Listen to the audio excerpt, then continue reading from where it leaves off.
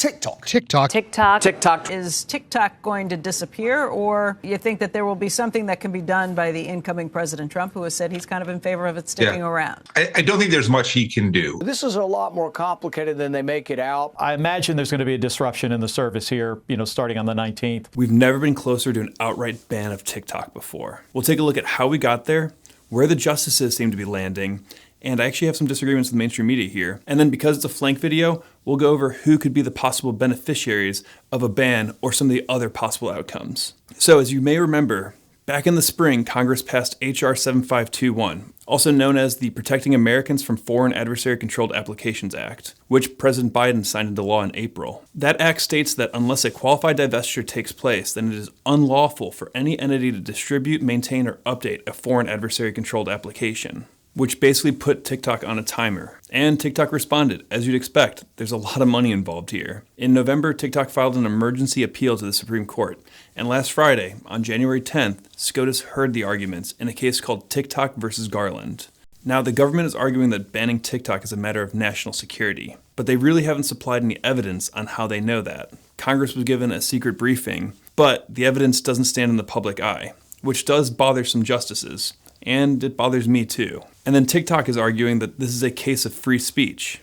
And in that appeal, TikTok makes an interesting case. They say correcting the mix of speech on social media platforms, however, is very much related to the suppression of free expression. Nor does the government have a legitimate interest in controlling the flow of ideas to the public, even if they are foreign political propaganda. And then they say TikTok, as a US speaker, may exercise its editorial discretion by choosing to use a recommendation engine for the US TikTok platform that the government wrongfully alleges may reflect foreign influence. To which the government responded pretty vaguely. They basically write that there's no question that the PRC is trying to undermine the US, and that the act targets control by a foreign adversary, not protected speech. So that means that the divestiture requirement is entirely consistent with the First Amendment and with our nation's tradition of barring or restricting foreign control of communication channels or other critical infrastructure. And that makes sense. We don't allow our media companies to be owned by foreign adversaries. And I do believe TikTok could be considered a media company, but that doesn't seem to be the grounds in which the government's pursuing this. They're pursuing it off of national security.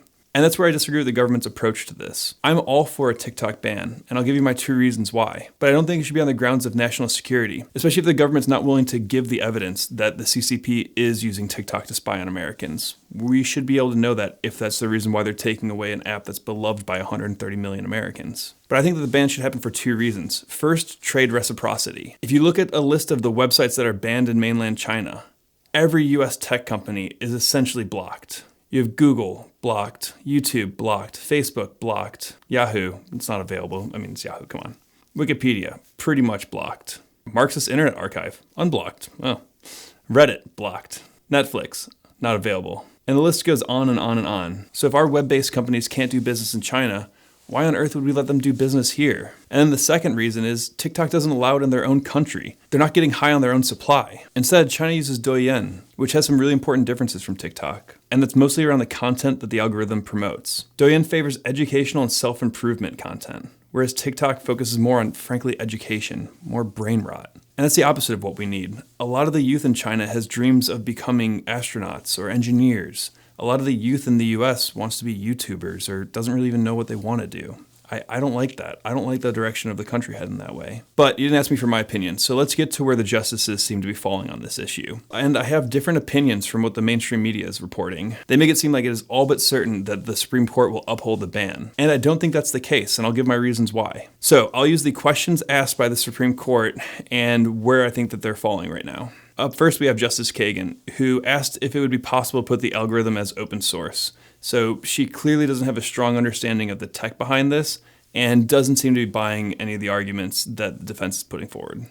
So I think she's going to uphold the ban. Then we have Justice Thomas, who clearly believes that the common carrier doctrine applies here and definitely seems like he's going to vote to uphold. Then we have Justice Jackson, who seemed to not be able to get around the idea that this would be content-based restrictions. She even said, I don't see how you get around that. So I think she's going to vote to overturn. And I'll also pair Justice Alito and Justice Gorsuch with this as well. And then we have Justice Sotomayor, who had a pretty memorable quote where she asked if TikTok had access to contacts. A lot of big tech companies do. But she also asked a really pointed question to the government. She took it back to the pre-internet times and basically argued that if TikTok was an international communist newspaper working with a domestic newspaper, what could the government do?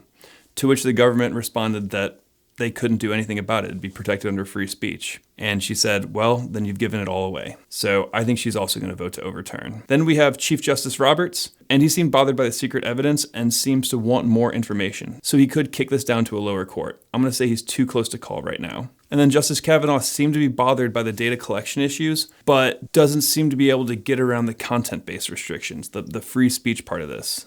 But it seemed like he's still too close to call. And then Justice Barrett actually asked my favorite questions. She really seemed to understand the technology really well.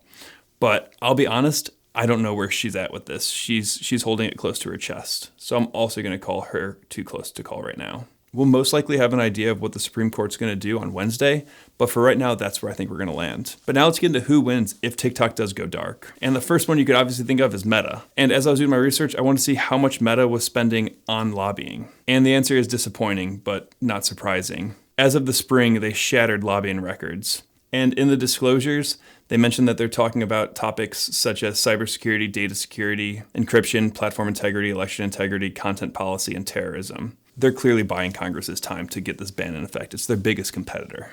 And you can see even outside of lobbying that Meta is trying to brace itself for the incoming administration. Head of the UFC and longtime friend of President Trump, Dana White, was just announced on Meta's board. And Zuck also went on and announced some big censorship changes that reflect the free speech movement that X and President Trump are trying to support. So I think they'll be the biggest winner if TikTok does go dark, and that's pretty obvious. And then we have YouTube, owned by Google, and Snapchat, which is its own public company. I think that those will get a lot of benefit if TikTok's banned. And then if it's sold or divested, which is what the government wants to have happen, there are a couple different options, and it's still a little too early to tell. Kevin O'Leary and Frank McCourt have said that they've secured funding for $20 billion to buy TikTok, which obviously the price tag would be significantly higher than that, but they offered that amount because they aren't including the algorithm behind TikTok.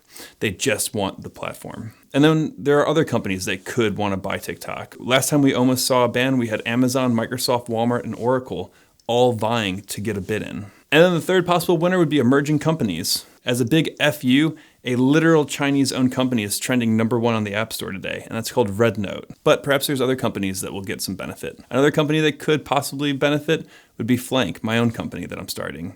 We are a pure anti-brain rot company. We are a mission-focused company, and our mission is to tangibly reduce the wealth gap by bringing intelligent investing into the mainstream. If you want to check out the description, you can learn more.